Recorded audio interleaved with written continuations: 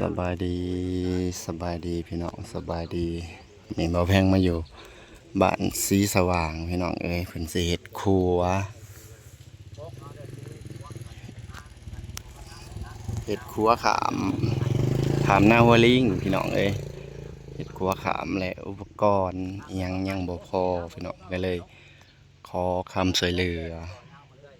เบาแพงกับป้าเหมากับมาเบิ่งซอยกันพี่น้องนะได้หยังก็เอาเพิ่นว่าให้ปอกได้ปูนออกใหม่ก็ยังบ่พอคนพัดหน่อยพี่น้องบ้านนี้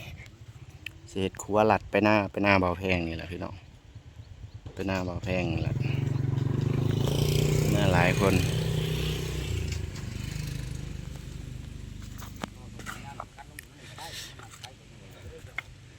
และผู้อยู่กับมีผู้ใหญ่บ้านพี่น้องป้าเมาให้ป้าเมามาเบิ่งพวกนี้เป็นบ้องเพิ่นสิเฮ็ด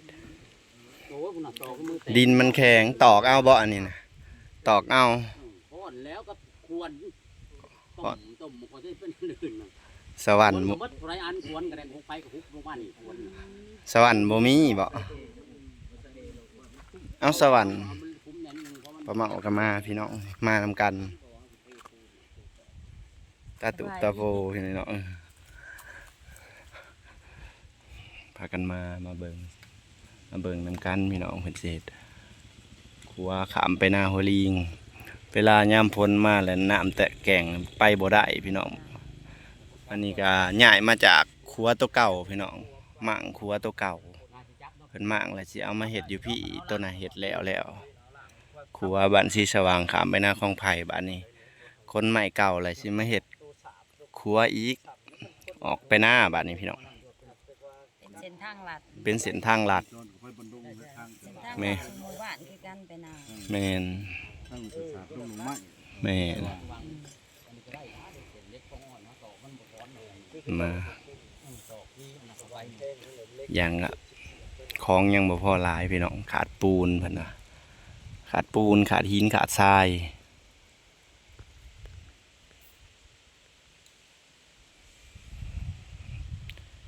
ส่วนลักๆก็สิเที่ยวมาหน้าเนาะทางบันดงทางยุทธศาสตร์ลักๆนั้นบันดงหน้าอยู่ข้างอันตรายผมมาเที่ยวนี่น่ะแม่นรถวนๆอยู่แถวนี้น่ะแม่นลักๆก็แม่นว่าเรื่องไปบันดงเส้นทางลัดแม่นเส้นทางยุทธศาสตร์เพิ่นวิ่งมาแล้วเส้นทางลัดมันบ่มีครัวบัดขาดครัวแล้วก็การเดินสัญจรนี่ก็เว้าเรื่องครอบครัวนี่หลายครอบครัวในภาคกลุ่มครัวตัวนี้แม่นเศร้ากว่าครอบครัวเลยบ่มีทางไปครอบครัวแต่ว่าบ่มีเส้นทางบ่มีครัวแม่นครัวแล้วมันไปบ่ได้แม่นเวลาฝนตกน้ำมากมาเนาะไปก็บ่ได้คนเครื่องคนของถือว่าแล้วอยากเฮ็ดครัวบัดนี้ได้ครัวแม่นเฮ็ดครัวขวาแต่ก่อนก็มีแล้วหักบ่อยู่เขาเจ้าเฮ็ดมันบ่อยู่บ่อยู่ขาดขึ้นฮ้อนนั่นแหละขาดทึนขาดฮ้อนเพิ่นน่ะตอนนี้ก็ขอความช่วยเหลือจากผู้ใหญ่ใจดีและเฮาก็ได้มันบ่มีความขาดเคินประชาชนก็บ่มีนี่แหละแม่นการไปกันมากอะระหว่างทางเส้นนี้ก็มีลักไผ่ใหญ่หั่นแหละยุทธศาสตร์เขาว่าไปดงหน่อไม้เฮือนฮีทแล้วมาโหดหั่นแหละแม่นภาคส่วนนั้นก็มีอยู่24ครอบครัวอยู่ในเขตนี้ไปนี่มันเป็นสีสว่างมันบ่มีครัวขวบพยายามน่ะเพิ่นลอย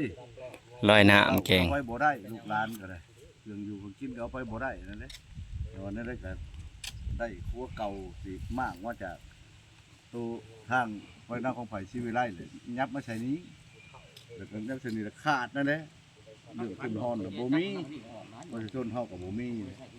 สิเก็บก็บ่มีเนาะบ่มีขึ้นมีฮ้อนก็มันก็เฮ็ดมันก็สิบ่อยู่ย่ำบ่อยู่เก็บกันก็มันบ่มีแล้วมันบ่ได้สร้างไว้บ่ขอความช่วยเหลือจากแม่นผู้ใหญ่ใจดีลูกหลานที่มาถ่ายทำนั่นแหละได้ก็ขอเลยได้สมัยก็บ่ว่าน้อยมากตามสูงก็บ่ว่าพอได้ถึงได้แถมไปนี่แหละผู้นำพาก็คือผู้ใหญ่บ้านแหละพี่น้องปูนต้นนึงหินรถคันนึงรถนึงใช่รถนึงเล็กเห็นบ่อ้ายเรียกบ่ได้เอาไปเห็นบ่ได้หักได้บ่พอหินทรายได้แล้วน้อยนึงแม่ยังละครึ่งบ่ยังละครึ่งละครึ่งมันบ่พอได้แล้วอย่างละครึ่งแต่บ่พออันนี้ก็ ยังเช่นเขาเอามาน่ะก็ได้ เช่นบ่ มันมีเงินจ่ายได้ดิ เส้น พอ เส้น เช่นเขา เช่นกับพ่อบ้านเป็นหนี้ เส้นบ่บ้านเป็นหนี้ พ่อบ้านเป็นคนเส้น บ่บ้านเป็นหนี้ ทุกบ้านบ่เกี่ยวเด้อบ่จัก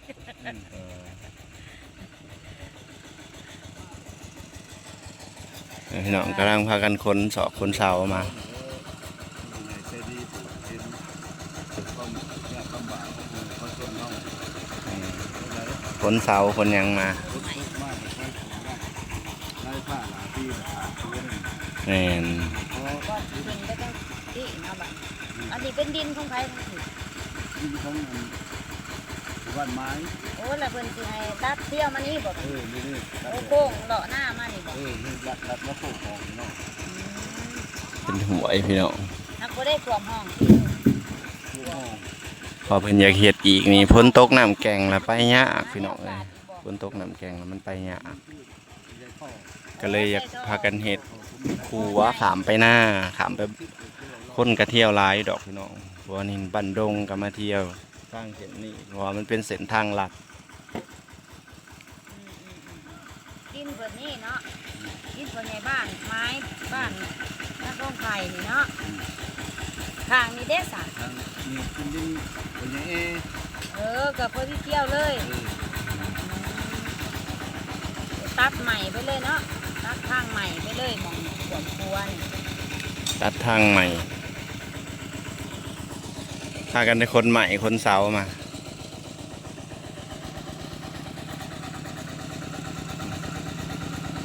แต่มีแต่ประชาชนนะพี่น้องกับเพิ่นพ่อใหญ่บ้านซอยกัน เรื่องงบประมาณกับบ่พอ ก่อนเอาหน้าไปแล้วสี่ครอบครัวเนาะ ทั้งสี่มาหินนี่ก็เอาขวนใส่มือเลยพี่น้องนี่เอาขวนเอาหยังมาเจาะบ่มีอุปกรณ์นี่ ให้ พี่ ไป น้อง ทางเดียวกันเอื้อบ่เอื้อสินำเสนอนะ นี่ทางนี้ทางออกหน้าพี่น้องเพราะว่าหลายครอบ มาแต่สู่หมู่บ้านได้ที่ว่าซุมเฮาลัดไปตลาดนั่นแหละกับเซาแพงนะ แม่ แต่ต่อนะ ทางออกหน้าพี่น้อง จักห้องแพง ห่วย เป็น4บ่รวมกัน หนึ่งห่วยสองห้องสามห้องโห 3หรือ4จังฮอดบันดง สี่ห้องพอดี เป็นทางลัด เป็นทางลัดพี่น้องทางมานาทางยุทธศาสตร์เพิ่นอยู่ทางพุ่น ลำบากได้นี่คันบ่มีครัวนี่ ลำบาก เจ้าสี่ก็พูดแล้วไป เจ้าสี่ครอบครัวไปบ่ได้นี่นะคน แม่ หลายเนี่ยนะมันสิบ่ตก ไปบ่ได้ แต่ นะ ก่อนน่ะเด้พัสิว่าแต่ก่อนเดี๋ยวต้องดึงแต่หัวสนบ่ได้มานี่เว้า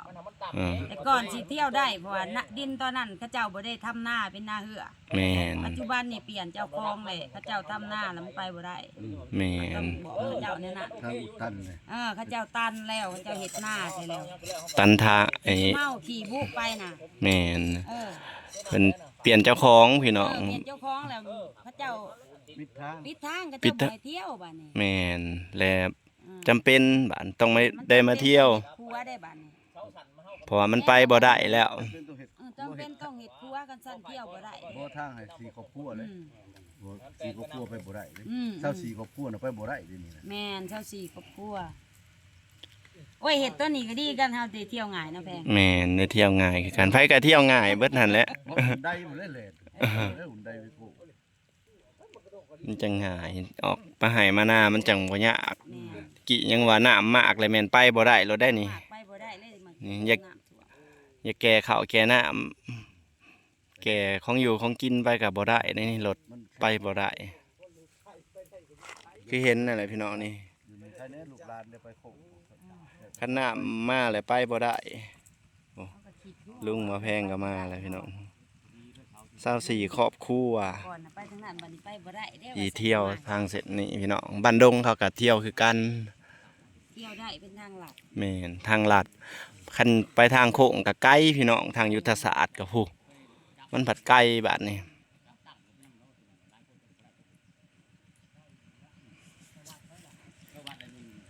มาแพงก็เที่ยวเสร็จนี่แหละพี่น้องออกมาหน้าหัวประแดกนี่ออกมาหน้าหัวลิง เสียงตัวสิตัดตู้อันเทิง สิตัดมานี่ สิตัดหมองมันสิไล่ มันสิเฮ็ดตัดมานี่พี่น้องปกติน่ะเที่ยวทางพุ้นเลยเพิ่นสิตัด ตัดไปนี้พี่น้องอันเดียวสิเป่าแห้งสิพาขึ้นไปเบิ่งสิตัดมาใส่ปกตินะลงมาหันครับว่าขามไปนี่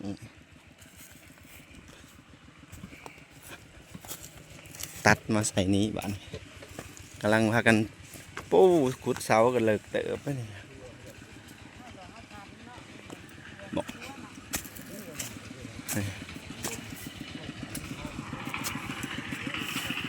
มันสิตัดขัวใหม่พี่น้องไปบ่ได้คือมันหลายครอบครัวพี่น้องเอ้ยตอนตะกี้นะเที่ยวได้บาดนี้หน้าทงนั่นเพิ่นเปลี่ยนเจ้าของเพิ่นเฮ็ดหน้าใส่เพิ่นตันทางพากันเที่ยวบ่ได้เลยสิได้เฮ็ดครัวพี่น้อง24ครอบครัวที่มีหน้าอยู่ภาคหวยพี่น้องเที่ยวบ่ได้มองเพิ่นสิตัดมาใส่ตัดมาซีบันซีสว่างพี่น้องตัดมาใส่นี้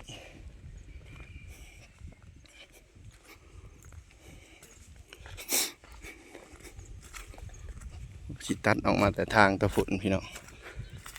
เดี๋ยวพอแพงสิพาไปเบิ่งทางเส้นเดิม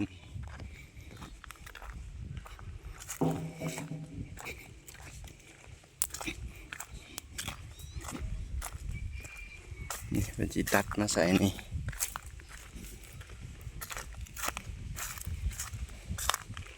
มันลำบากยามฝนเลยลำบากเวลาน้ำแตกแก่งพี่น้องเลยทางมันติดตัดมาใส่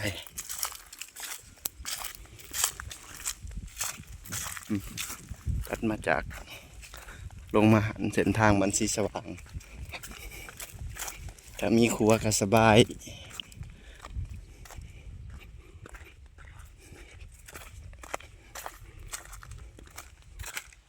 อันนี้ก็คือทางเส้นเดิมพี่น้องเลยเส้นเดิมที่บ่าวแพงเที่ยวแก่เขาแก่น้ำออกไปอะไรพี่น้อง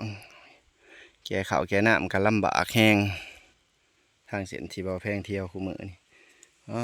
โถไหมผัดไผ่ผัดมาจูดไหมบ้านโพดโพอะไรพี่น้องไหมสิคนมาเห็ดครัวก็เสียหายหลายเติบนะพี่น้องตัวนี้ก็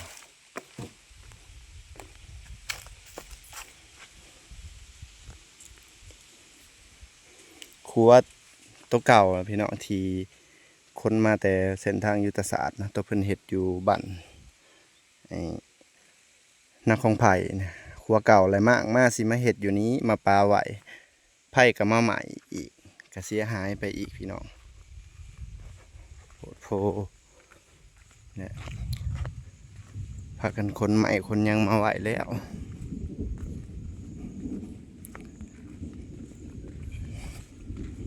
ทางเส้นเดิมเลยพี่น้องนี่คนใหม่ไปป้าบ้านเพิ่นอันนั้นไว้อย่างดีเลยบ้านนี้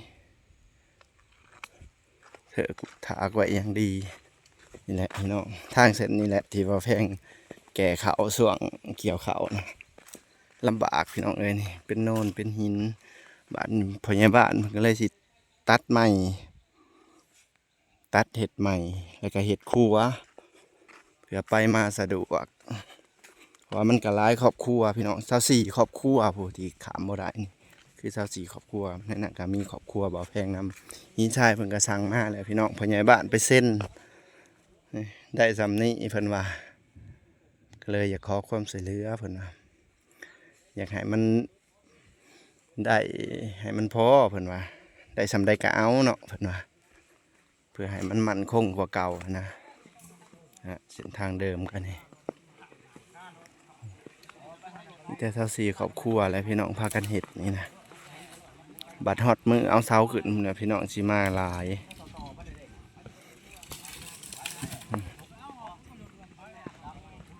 แต่ประชาชนสอยกัน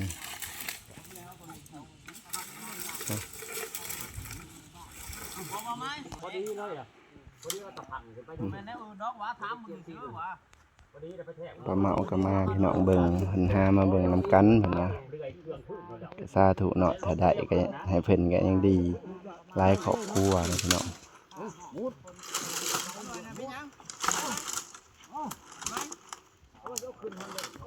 เรื่องสอกเรื่องสร้างบ่ได้จ้างดอกพี่น้องพากันเฮ็ดกันเอง24ครอบครัวพากันซอยกันอยากได้ครัวอะไรพี่น้องแต่ว่างบประมาณมันก็บ่มีเนาะสิเก็บภาษีเก็บได้24ครอบครัวก็เก็บเงินกันก็ได้น้อยเดียวหนึงสามัคคีกันพี่น้อง มากปอนตีนมาลงเลยเนาะปอนตีนมาลงก็ปั้มกันได้เลยมาเอาคนมาดึงก้นมันเข้ามาโหลากเงาเลยพอดีลากมาผ่านเนาะเอาลากไม่ได้บ่หรอลาก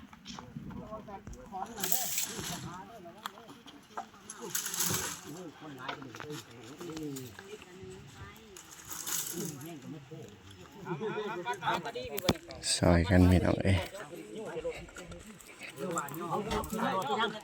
หาโอ้ยหาประเทศเดี๋ยวเฮ้ยเครื่องรถเขาจะอวยเอาเอาไง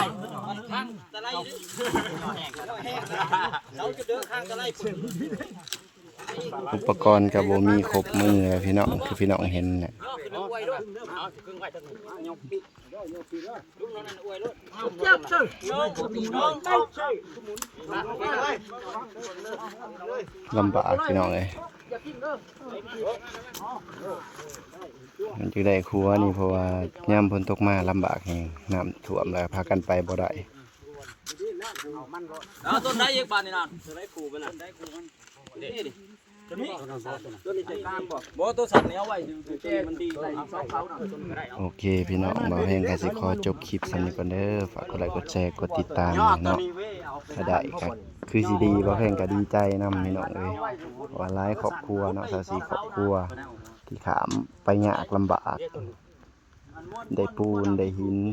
ได้ทรายก็ดีได้สำใดก็เอาเพิ่นว่าขอความช่วยเหลือ